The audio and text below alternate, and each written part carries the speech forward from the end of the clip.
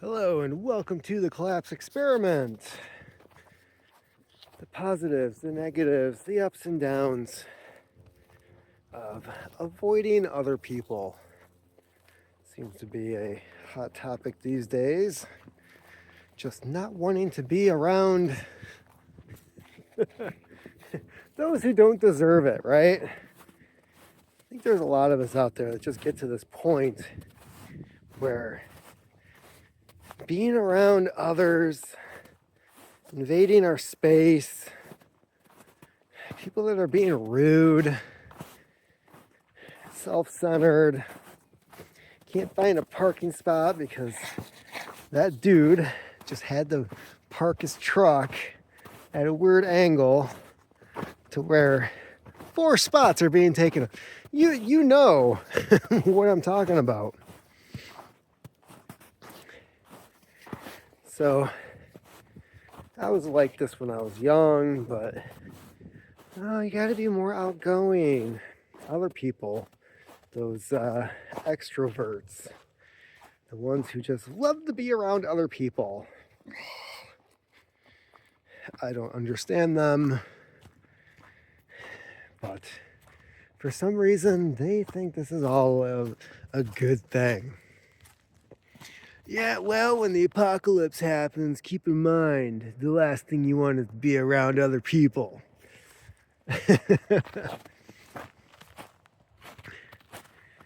But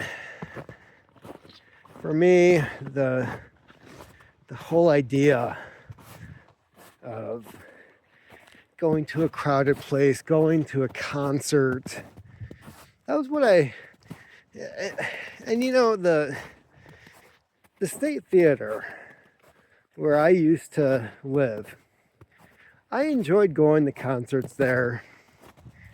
And yes, it would get packed, but there was assigned seats. And the part that bugged me the most was when the concert was over and everybody's filing out of the place. Everybody's just crammed together. We're trying to get out of these doors. There were times where I just sat in my seat after the show was over, watching everybody funnel out, and I'm like, screw that, I'll just wait until I can go out on my own.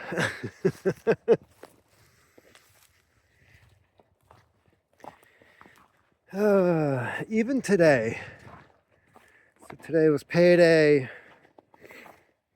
had to go get some essentials. There's a couple of places I like to go to that are usually have some good deals on some stuff.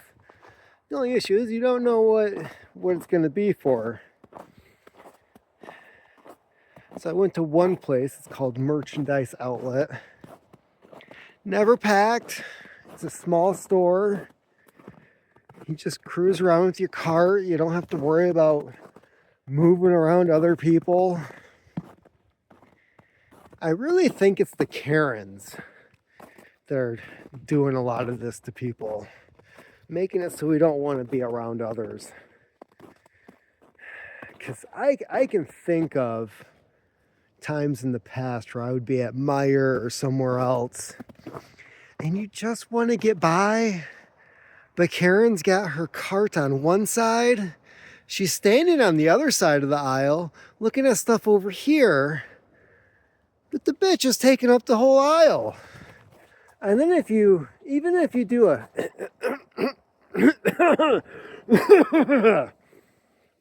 she'll just look at you and be like, oh, am I in your way? Am I obstructing you? Pardon me.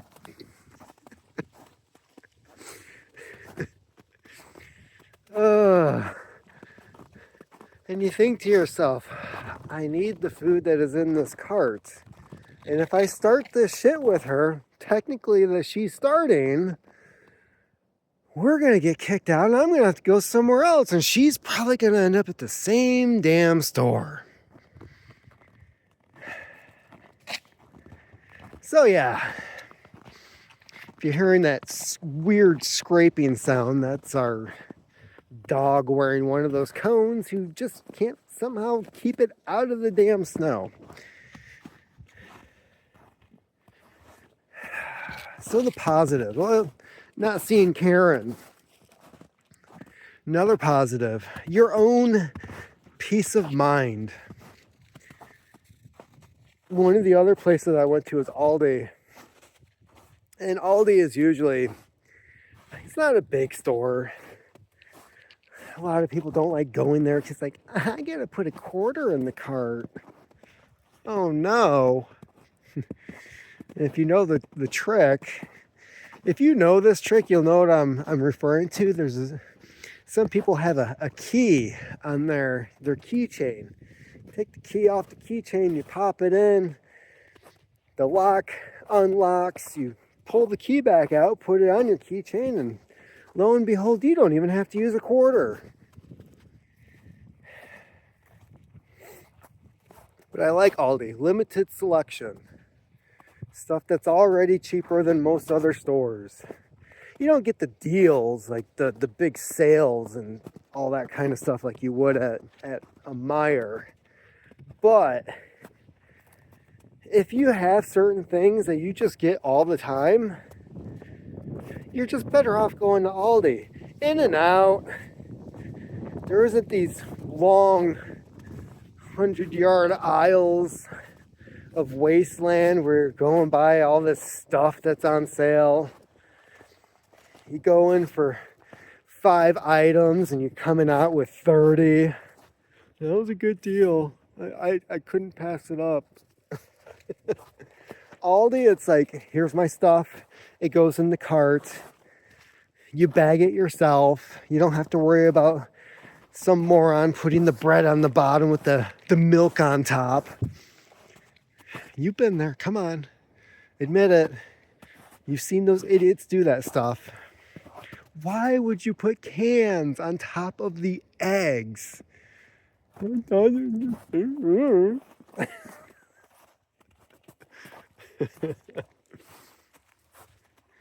So yeah, peace of mind, less stress. What is it about being around other people that make it so stressful?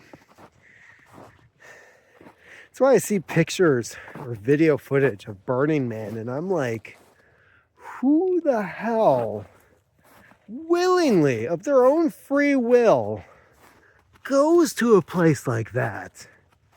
It's all about peace and love, man.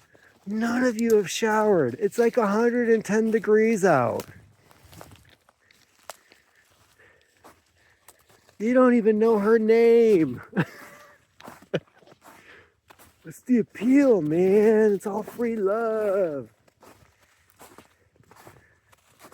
I wonder how many people that go to Burning Man have to go to a clinic afterwards for medication to take care of something they got.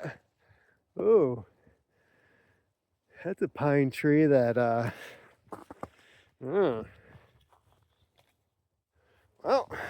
here we go. I'm gonna have to take care of that later. I wonder if that's new or if that just fell. That looks pretty darn fresh. I'm thinking this pine tree just tipped over. But anyways, some of the negatives. Well, there is the whole depression thing. Like, some people get really depressed by not being around others. There's the social awkwardness that some people have from it, where they just don't know, like, what's the appropriate response here? What should I say? There's things like that. So you have to balance it out, you know? Not necessarily being around other people, but figuring out for you what works best, right? Like, are you somebody that just prefers to be by yourself? I remember after my divorce, I'm living in this 3-bedroom house by myself with a full basement, which you have that much space all to yourself, it kind of gives you an impression of just loneliness, right? And I remember I had to, well, for one, I had to figure out, like, how do I make this my own now that somebody else isn't here? Well, the gym in the basement helped. Turning one of the bedrooms upstairs into a library, that helped. Kind of reclaiming the space around the house. And by that, I'm referring to, like, because it was a rough neighborhood, right? And part of that whole isolationism is feeling like it's not safe to be outside. Now, I had already been doing a garden in the backyard for several years at this point, so that was something. And plus, the whole backyard was fenced in, so that wasn't really an issue back there. Of course, the fence wasn't bulletproof.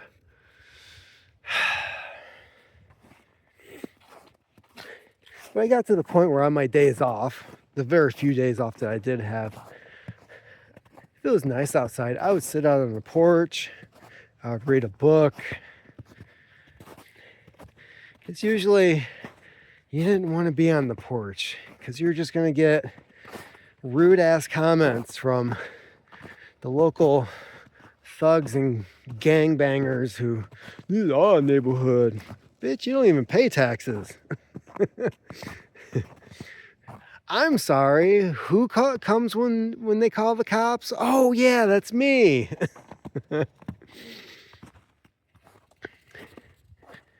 So that was part of it too. But you know, living in that kind of environment where everybody that is around you absolutely hates your guts and wants you dead. They cannot tolerate the fact that you live there. That'll do it to you too. Avoiding other people. Do I have any desire to go back to the city? No.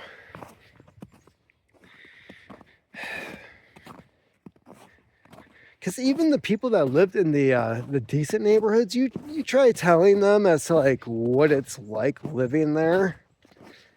And for one, they don't believe you, which is hysterically funny on its own. Two, well, you must have done something to piss them off. Is that victim blaming I'm hearing? How dare you? Believe all men. Add a woe in front of that. It's funny, the same people that will accuse you of being racist and not understanding, it's part of their culture. Throwing a brick through my window is part of their culture. Cool, maybe I should try fitting in. That's racist. These are the same people that are not willing to live with the ones that I am talking about, right? You don't see them buying houses in that neighborhood. No. Well, I wanted to be in a safe neighborhood. Oh, so you're saying that predominantly black neighborhoods are not safe, huh? That's kind of racist, right? How dare you? You're not going to call me racist for wanting my children to live in a safe environment. Black neighborhoods are not safe? I'm sorry, who's the racist one here? Because that's where I lived.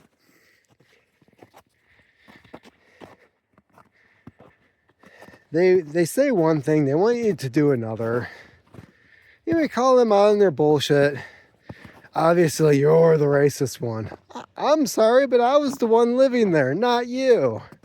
How am I racist? That's the other thing, this whole woke thing. Man, does that make me want to avoid people. there are certain conversations where I overhear somebody bringing something up, I'm like, not talking to you. And it's weird. Like, friends come and go. I don't bother trying to make friends with anybody anymore. For the simple fact that back in 2016, I was not a Trump supporter. I had TDS. I'll admit it. I definitely had Trump derangement syndrome. I was posting all kinds of anti-Trump stuff. Oh, I can't believe he did that. This is horrible. I did have one issue with him after he was elected that I still stand by. And if the Republicans keep going this way, I am going to be still adamantly pissed. And it was when him and the Republicans were trying to get rid of Medicare and Medicaid because my micro preemie daughter, who was still in the isolette, the little plastic box that kept her alive, she was getting Medicare and Medicaid because technically she is considered disabled for being a micro preemie. And a lot of people who have micro preemies where it's not their fault, they didn't do anything for this to happen. This isn't poverty or drug abuse or any shit like that, right? No. It is something that happens for various reasons, some of which are never discovered because of what happens.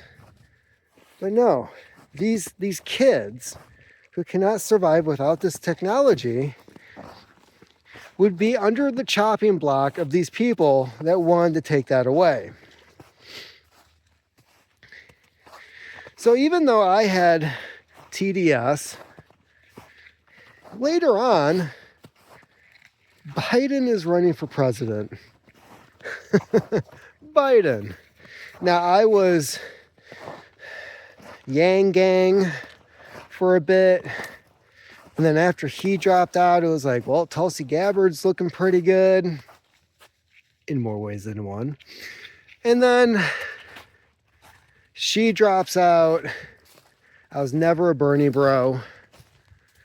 That just never made any sense to me. And honestly, if it had ended up being Bernie versus Trump in 2016, I don't even know how I would have voted. So I was never a Trump guy. But then Biden runs and I'm like, we do not want this dude as president. Not because I thought his brain was malfunctioning. No, I remembered all of his bullshit from before. He was the guy that signed off on the fake Waco investigation saying, ATF did nothing wrong. Yeah, it's fine to burn 73 people, mostly children, alive.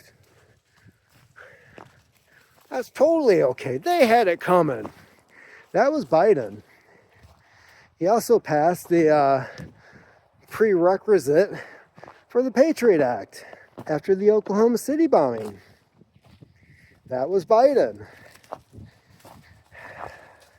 The horrible policies in Afghanistan. They got a lot of our troops killed with his coin policy, counterinsurgency,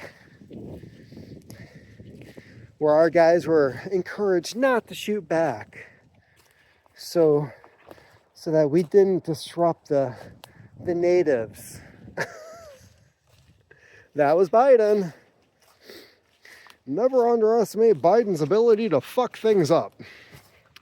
That was Obama about Biden. So, 2020, that election, I was like, I don't know. We didn't get in any new wars, and we're pulling out of Afghanistan. Not how Trump had planned it, but we were going to be pulling out of Afghanistan.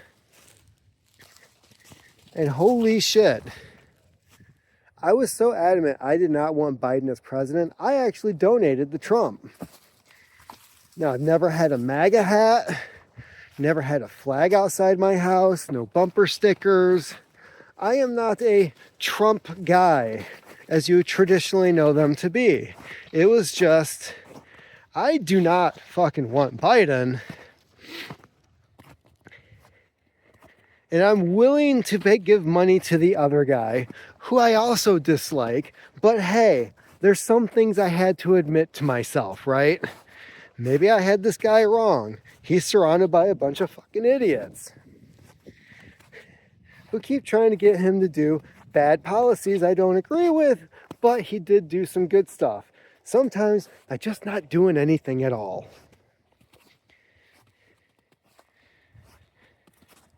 For that, I had a friend of over a decade who I no longer talk to. The other day, me and my wife were having an argument, and she screams at me, "You are obsessed with Trump." And I'm like, what the fuck are you talking about? Like, when was the last time I even talked about that dude?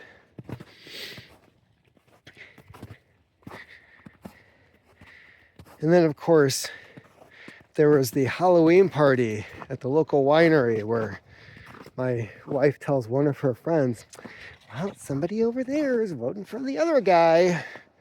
Like, I would vote for fucking Kamala Harris. What happened to the 17 million people that voted for Biden but wouldn't vote for the first black chick? It's because they didn't fucking exist. That's why. But I'm the dumbass. I'm tired of being judged by other people who usually know less than me, yet judge me on my decisions and ideas. It's like, have you really thought this through? I was questioned for a period of time about Project 2025, and I'm like, yeah, that doesn't matter, but it's by Trump supporters. It's not his administration. Well, what about the Department of Education? What about it? What is so great about the Department of Education? They're trying to close the schools. No, those are funded by your county. Funded by your county, you've got a board that you elect. They shouldn't rely upon any federal money whatsoever if they're doing their jobs, which they're not. There's no reason they can't feed the kids at school. After all, if they're mandating the fact that you send your kid to school for 8 hours a day, they better damn well be feeding them too. Because otherwise, I'm pretty sure that's child abuse. But they'll blame you for not sending food with them. We didn't have the Department of Education when we built the nuclear bomb during Project Manhattan. We didn't have the Department of Education with the Beat Poet generation that definitely set a standard in our country for art and literature. We didn't have the Department of Education for a whole freaking lot of things, right?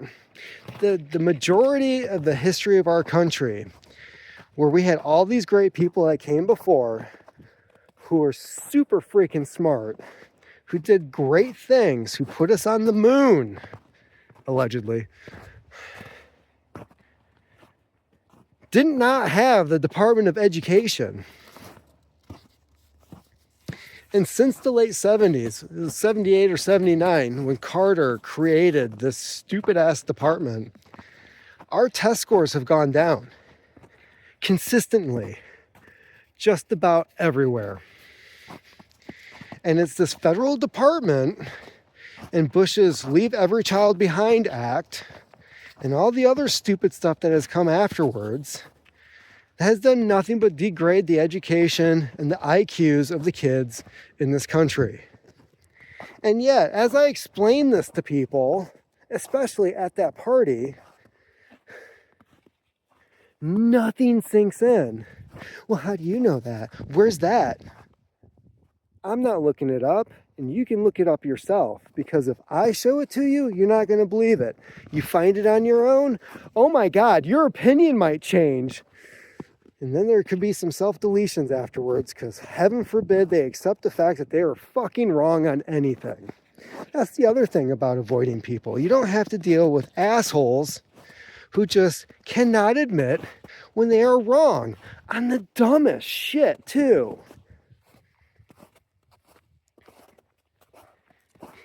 He's trying to tell me I'm wrong. Because you are.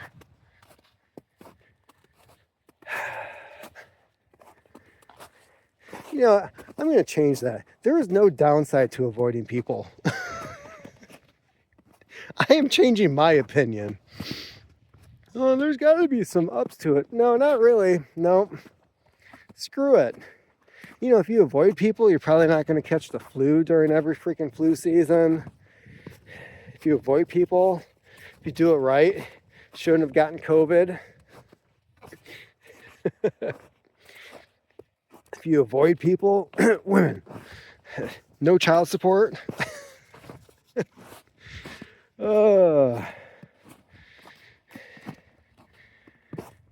Yeah, and really, what good comes out of going to a bar?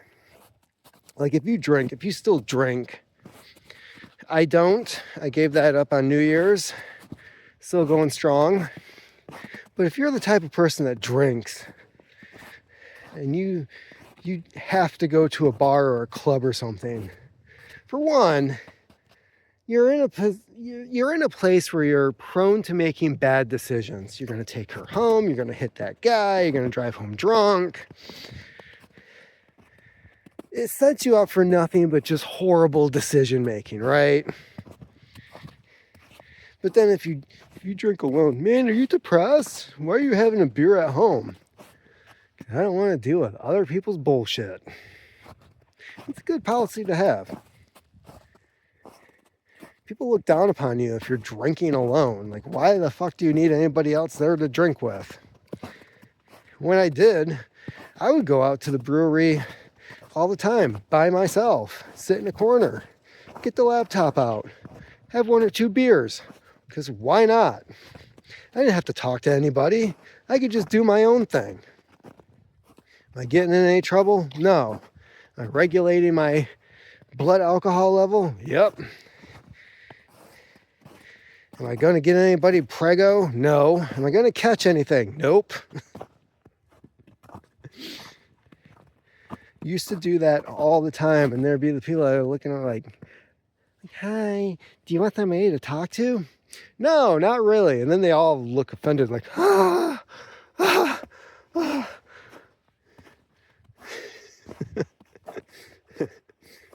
When the rejection hits them right in the face, I don't even want to talk to you. There is nothing good that is going to come of this. So yeah, avoiding people. Only positive. It is only positive. That is what I've come up with this conversation here. There's only ups, no downs. You're only doing yourself a favor. Keep on typing.